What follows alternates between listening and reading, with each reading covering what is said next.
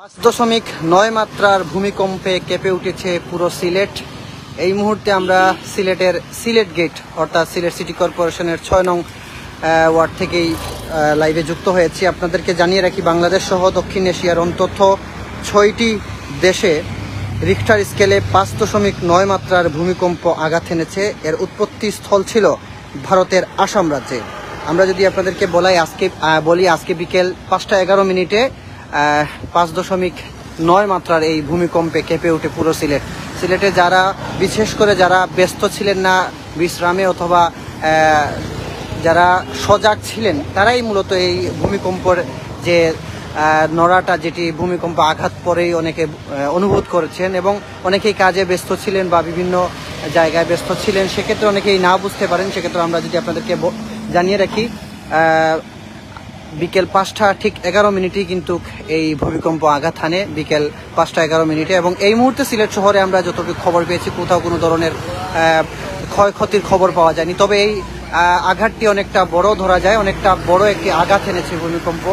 এবং যে 5:11 যেই ভূমিকম্পটি আঘাত হানে, আমরা যে আশেপাশে যারা ছিলেন, যারা ঘরে বিছানায় বা চেয়ারে বসেছিলেন, অনেকেই এই ভূমিকম্পের আঘাতটা তারা অনুভব করেছেন। এবং কিছুক্ষণ আগে কয়েকজনের সাথে কথা বলেছিলাম, তারা যেটি বলছেন যে যখন ভূমিকম্প আঘাত হানে অনেকেই বলছেন যে ঘরের খাট চেয়ার কেঁপে উঠে এবং অনেকেই ভয়ে বাসাবাড়ি থেকে বেরিয়ে আসেন। যারা বড় 2তলা 3তলা উঁচু দালান ঘরে ছিলেন, তারা কিন্তু বাসা থেকে নেমে এসেছিলেন, আমরা দেখেছি কাঁপুনিতে। এবং তবে কোথাও কোনো ধরনের এখনো পর্যন্ত হতাহতের ঘটনা ঘটেনি বা কোনো ধরনের ক্ষয়ক্ষতির খবর পাওয়া যায়নি। তবে অনেকটা বড়ই ধরা যায় এই আঘাতটি।